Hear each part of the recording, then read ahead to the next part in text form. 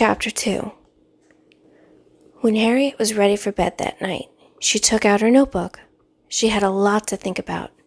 Tomorrow was the beginning of school. Tomorrow she would have a quantity of notes to take on the changes that had taken place with her friends over the summer.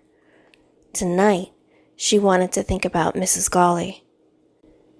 I think that looking at Mrs. Golly must make old Golly sad. My mother isn't as smart as old Golly, but she's not as dumb as Mrs. Golly. I wouldn't like to have a dumb mother. It must make you feel very unpopular. I think I would like to write a story about Mrs. Golly getting run over by a truck. Except she's so fat, I wonder what would happen to the truck. I'd better check on that. I would not like to live like Mrs. Golly, but I would like to know what goes in her head. Harriet put the book down and ran into old Golly's room to kiss her goodnight. Old Golly sat in a rocker in the light of an overhead lamp, reading. Harriet flew into the room and bounded right into the center of the billowy yellow quilt, which covered a single bed. Everything in the room was yellow, from the walls to the vase of the chrysanthemums. Old Golly took too yellow, as she put it. "Take your feet off the bed," old Golly said without looking up. "What does your mother think about?" asked Harriet. "I don't know," said old Golly in a musing way, still looking at the book. "I've wondered that for years." "What are you reading?" "Dostoevsky." "What's that?" asked Harriet in a thoroughly obnoxious way. "Listen to this," old Golly said, and she got that quote look on her face. "Love all God's creation, and whole in every grain of sand in it. Love every leaf, every ray of God's light. Love the animals, love the plants, love everything. If you love everything, you will be perceived in the divine mystery in things. Once you perceive it, you will begin to comprehend it better every day, and you will come to at last love the whole world with an all-embracing love." "What does that mean?" Harriet asked after she's been quiet a minute. "What do you think it means?" "Well, maybe if you love something, then I guess you'll know everything. Then seems like you love everything more. I don't know. Well, that's about it." Old Golly looked at Harriet in as gentle a way as she could, considering the fact that her face looked like it was cut out of oak. "I want to know everything. Everything," screeched Harriet suddenly, laying back and bouncing up and down on the bed. "Everything in the world. Everything, everything. I will be a spy and know everything." "It won't do you a bit of good to know everything if you don't do anything with it. Now get up, Miss Harriet the Spy. You're going to sleep now." And with that, old Golly marched over and grabbed Harriet by the ear. "Ouch!" said Harriet as she was led to her room, but it really didn't hurt. "Now, their bed." "Will Mommy and Daddy be home in time to kiss me goodnight?" "They will not," said old Golly as she tucked Harriet in. "They went to a party. You'll see them in the morning at breakfast. Now, go to sleep instantly." "Instant sleep," said Harriet. "And not another word out of you. Tomorrow you go back to school." Old Golly leaned over and gave her a hard little peck on the forehead. Old Golly was never very kissy, which Harriet thought was just as well. She hated it. Old Golly turned the light out, and Harriet listened to her go back to her room, which was right across the hall, pick up her book, and sit down on the rocker again. Then Harriet did what she always did when she was supposed to be asleep. She got out her flashlight, put the book she was currently reading under the covers, and read happily until old Golly came in to take the flashlight away, as she did every night. The next morning, Mrs. Welsh asked, "Wouldn't you like to try a ham sandwich, or egg salad, or peanut butter?" Her mother looked quizzically at Harriet, while The cook stood next to the table looking enraged. "Tomato," said Harriet, not even looking up from the book she was reading at breakfast. "Stop reading at the table." Harriet put the book down. "Listen, Harriet, you've taken a tomato sandwich to school every day for 5 years. Don't you get tired of them?" "No." "How about a cream cheese and olive?" Harriet shook her head. The cook threw up one arm in despair. "Pastrami? Roast beef? Cucumber?" "Tomato." Mrs. Welch raised her shoulders and looked helplessly at the cook. The cook grimaced. "Sot in her ways," the cook said firmly, and left the room. Mrs. Welch took a sip of coffee. "Are you looking forward to school?" "Not particularly." Mr. Welch put the paper down and looked at his daughter. "Don't you like school?" "No," said Harriet. "I always hated it," said Mr. Welch, and went back behind the paper. "Dear, you mustn't say things like that. I rather like it. That is, when I was 11 I did." Mrs. Welch looked at Harriet as though expecting an answer. Harriet didn't know what she felt about school. "Drink your milk," said Mrs. Welch. Harriet always waited until her mother said this. No matter how thirsty she was, it made her feel comfortable to have her mother remind her. She drank her milk, wiped her mouth statedly, and got up from the table.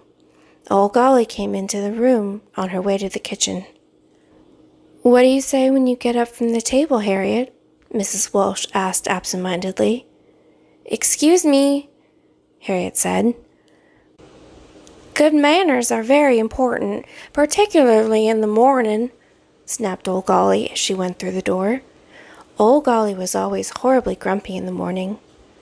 Harriet ran very fast all the way up to her room. "I'm starting the 6th grade," she yelled, just to keep herself company. She got her notebook, slammed her door, and thundered down the steps. "Goodbye, goodbye," she yelled as though they were going to Africa, and slammed out of the front door. Harriet's school was called the Gregory School, having been founded by Miss Eleanor Gregory around the turn of the century. It was on East End Avenue, a few blocks from Harriet's house, and across the street from Carl Zerk's park. Harriet skipped down an East End Avenue, hugging her notebook happily. At the entrance to her school, a group of children crowded through the door. More stood around the sidewalk. They were all shapes and sizes, and mostly girls because the Gregory School was a girls' school. Boys were allowed to attend, though, through the 6th grade. But after that, they had to go someplace else. It made Harriet sad to think that after this year, sport wouldn't be in the school. She didn't care about the others, and particularly about Pinky Whitehead she didn't care, because she thought he was the dumbest thing in the world. The only other boy in class was a boy that Harriet thought christened the boy with the purple socks, because he was so boring no one ever thought to remember his name. He had come to the school last year, and everyone else there had been there since 1st grade. Harriet remembered the first day when he had come through with those purple socks on. Whoever heard of purple socks? She figured it was lucky he wore them. Otherwise, no one would have even known he was there at all. He never said a word. Sport came up to her as she leaned against a fire hydrant and opening her notebook. "Hi," he said. "Hi. Anyone else here yet?" "Just that dumb boy with the purple socks," Harriet wrote quickly in her notebook. "Sometimes Sport looks as though he's been up all night. He has funny little dry things around the corner of his eyes. I worry about him." "Sport, did you wash your face?" "Huh? Oh, no, I forgot." Harriet said disapprovingly, and Sport looked away. Actually, Harriet hadn't washed hers either, but you couldn't tell it. "Hey, there's Janie," Sport pointed up the street. Janie Gibbs was Harriet's best friend besides Sport. She had a chemistry set and planned one day to blow the world up. Both Harriet and Sport had great respect for Janie's experiments, but they didn't understand a word she said about them. Janie came slowly towards them, her eyes apparently focused on a tree across the street in the park. She looked odd walking that way, her head turned completely to the right like a soldier on parade. Both Sport and Harriet knew she did this because she was shy and didn't want to see anyone, so they didn't mention it. She almost bumped into them. "Hi! Hi! Hi!" They all stood there. "Oh dear," said Janie. Another year older, and I'm no closer to my goal." Sport and Harriet nodded seriously. They watched a long black limousine driven by a chauffeur. It stopped in front of the school. A small blonde girl got out. Beth Ellen was the prettiest girl in the class, so everyone despised her, particularly Janie, who was rather plain and freckled. Harriet took some notes. "Janie gets stranger every year. I think she might blow up the world. Beth Ellen always looks like she might cry." Rachel Hennessy and Marion Hawthorne came walking up together. They were always together. "Good morning, Harriet. Simon, Jane." Marion Hawthorne was very formal. She acted like a teacher, as though she were 1 minute from rapping on the desk for attention. Rachel did everything Marion did, so now she looked down her nose at them and nodded hello. One quick jerk of the head. 2 of them went into the school. "Are they not too much?" Janie said as she looked away in disgust. Carrie Andrews got off the bus. Harriet wrote, "Carrie Andrews is considerably fatter this year." Laura Peters got out of the station wagon bus. Harriet wrote, "And Laura Peters is thinner and uglier. I think she could use some braces on her teeth." "Oh boy," said Sport.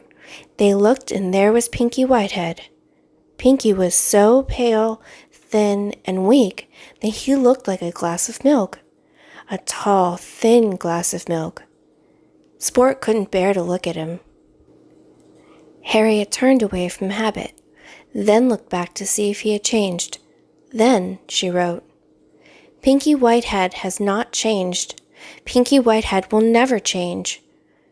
Harriet consulted her mental notes on Pinky. He lived on 88th Street. He had a very beautiful mother, a father who worked on a magazine, and a baby sister 3 years old.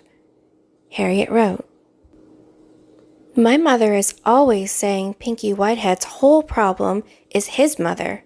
I better ask her what that means, or I'll never find out. Does his mother hate him? If I had him, I'd hate him." "Well, it's time to go in," said Sport in a tired voice. "Yeah, let's just get this over with," said Janie, and turned towards the door. Harriet closed her notebook, and they all went in. Their first period was assembly in the big study hall. Miss Angela Whitehead, the present dean, stood at the podium. Harriet scribbled in her notebook as soon as she took her seat. "Mrs. Whitehead's feet look larger this year. Mrs. Whitehead has buck teeth, thin hair, feet like skis, and a very long hanging stomach. Old Golly says description is good for the soul, and clears the brain like a laxative. That should take care of Miss Whitehead." "Good morning, children." Miss Whitehead bowed as gracefully as a willow. The students rose in a shuffling body. "Good morning, Miss Whitehead," they intoned, an undercurrent of grumbling rising immediately afterwards, like a second theme. Miss Whitehead made a short speech about gum and candy wrappers being thrown all over the school. She didn't see any reason for this. Then followed the readings. Every morning, 2 or 3 older girls read short passages from books, usually the Bible. Harriet never listened. She got enough quotes from Old Golly. She used this time to write in her book. "Old Golly says there are many ways to live. as there are people on the earth, and I shouldn't go around with blinders, but should see every way I can. Then I'll know what way I want to live, and not just like my family. I'll tell you one thing. I don't want to live like Miss Whitehead. The other day, I saw her in the grocery store, and she brought one small can of tuna, one Diet Cola, and a packet of cigarettes. Not even one tomato. She must have a terrible life. I can't wait to get back to my regular spy route this afternoon. I've been away all summer, and those houses in the country are too far away from each other. To get much done, I would have to drive. Assembly was over. The class got up and filed into sixth grade room. Harriet grabbed a desk right across the aisle, one way from Sport, and the other from Janey. "Hey," Sport said because he was glad. If they hadn't been able to grab their desks, it would have been hard passing notes. Miss Elson stood at her desk. She was their homeroom teacher. Harriet looked at her curiously, then wrote, "I think Miss Elson is one of those people you don't bother to think about twice." She slammed the notebook shut as though she put Miss Elson in a box and slammed the lid. Miss Elson called the roll, and her voice squeaked. "Andrews, Gibbs, Hanson, Hawthorne, Hennessy, Matthews, Peters, Rock, Welsh, Whitehead?" Everyone said, "Here," dutifully. "And now, children, we will have the election for officer. Are there any nominations?" Sport leapt to his feet. "I nominate Harriet Welsh." Janey yelled, "I second it." They always did this every year because that one that was the officer controlled everything. When the teacher went out of the room, the officer could write down the names of anyone who was disorderly. The officer also got to be the editor of the sixth grade page in the school paper. Rachel Hennessy got up. "I nominate Marion Hawthorne," she said in her prissiest voice. Marion Hawthorne shot Beth Ellen Hanson a look that made Harriet's hair stand on end. Beth Ellen looked terrified, then got timidly to her feet, and almost whispering, managed to stammer, "I second it." It was rigged, the whole thing, every year. There were no more nominations, and then the vote came. Marion Hawthorne got it. Every year, either Marion or Rachel Hennessy got it, Harriet wrote in her book. You'd think the teachers would smell a rat, because it's 5 years now, and neither me nor Sport nor Janey has ever gotten it. Marion Hawthorne looked terribly smug. Sport, Janey, and Harriet scowled at each other. Janey whispered, "Our day will come. Just wait." Harriet wondered if she meant that when she blew up the world, Marion Hawthorne would see what they were made of. Or maybe Janey meant to blow up Marion Hawthorne first, which wasn't a bad idea. It was finally 3:37, and the school was over. Sport came up to Harriet. "Hey, why don't you come over this afternoon?" "After the spy route, maybe, if I have time." "Aw, gee, Janey's working in the lab. You both are always working. Why don't you practice? How are you ever going to be a ball player?" "Can't. Have to clean the house. Come over if you get time." Harriet said, "Okay." Then, "Goodbye," and ran towards the house. It was time for her cake and milk. Every day at 3:40, she had cake and milk. Harriet loved doing everything every day the same way. "Time for my cake and milk. Time for my cake and my cake." She ran yelling through the front door of her house. She ran through the front hall, past the dining room and the living room, and down the steps into the kitchen. There, she ran smack into the cook. "Like a missile you are, shot from that school," screamed the cook. "Hello, cook. Hello, cookie. Hello, hello, hello, hello," sang Harriet. Then she opened her notebook and wrote, Blah, blah, blah. I always do carry on a lot. Once old Golly said to me, I could never lose you in a crowd. I just follow the sound of your voice. She slammed the notebook, and the cook jumped. Harriet laughed. The cook put the cake and milk in front of her. What are you always writing in that dad-blammed book for? She asked with a sour little face. Because, Harriet said, around the bite of cake, I'm a spy. Spy, huh? Some spy. I am a spy. I'm a good spy, too. I've never been caught. Cook settled herself with a cup of coffee. How long you been a spy? Since I could write. Old Golly told me if I was going to be a writer, I'd better write down everything. So, I'm a spy that writes down everything. Harriet knew the cook couldn't think of anything to say when she did that. I know all about you. Like fun you do. The cook looked startled. I do too. I know you live with your sister in Brooklyn and that she might get married and you wish you had a car and you have a son that's no good and drinks. What did you do, child? Listen at the doors? Yes. Well, I'll never. I think that's bad manners, said the cook. Oh, Golly doesn't. Old Golly says, find out everything you can, 'cause life is hard enough, even if you know a lot. I bet she don't know you're looking around this house listening at the doors. Well, how am I supposed to find out anything? I don't know. The cook shook her head. I don't know about that old Golly. What do you mean? Harriet felt apprehensive. I don't know. I just don't know. I wonder about her. Old Golly came into the room. What is it that you don't know? Cook looked as though she might hide under the table. She stood up. Can I get you tea, Miss Golly? She asked meekly. That would be most kind of you, said old Golly and sat down. Harriet opened her notebook. I wonder what that was all about. Maybe old Golly knows something about Cook that Cook doesn't want her to know. Check on this. What do you have in school this year? Asked old Golly. English, history, geography, French, math, ugh. Science, ugh. And the performing arts, ugh.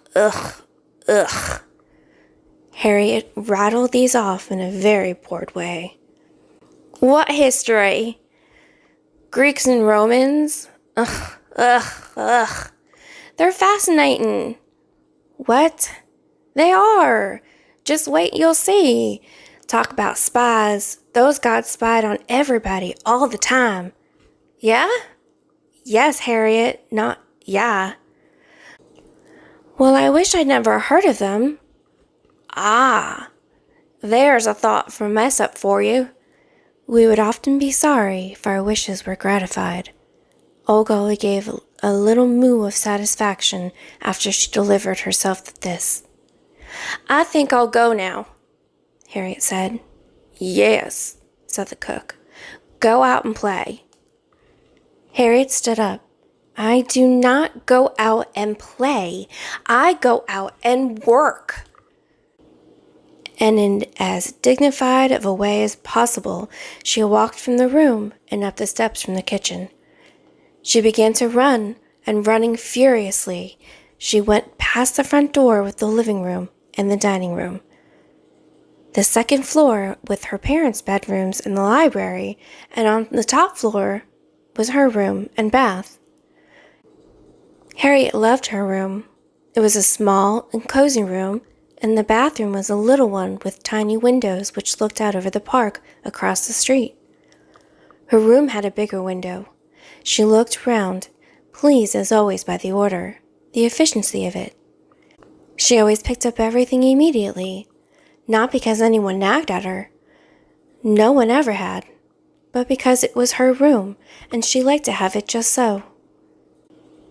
Harriet was just so about a lot of things. Her room stood around her pleasantly, waiting for her.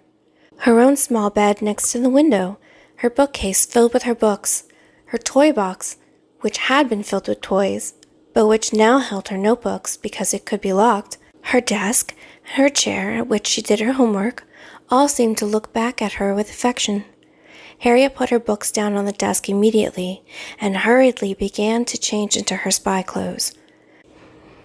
Her spy clothes consisted, first of all, of an ancient pair of blue jeans, so old that her mother had forbidden her to wear them, but which Harriet loved because she had fixed up the belt with hooks to carry her spy tools. Her tools were a flashlight, in case they were ever to run out at night, which she never was, a leather pouch for her notebook, another leather case for extra pens, a water canteen, and a Boy Scout knife, which had, among other features, a screwdriver, and a knife, and a fork which collapsed. She had never on occasion eaten anywhere, but someday it might come in handy.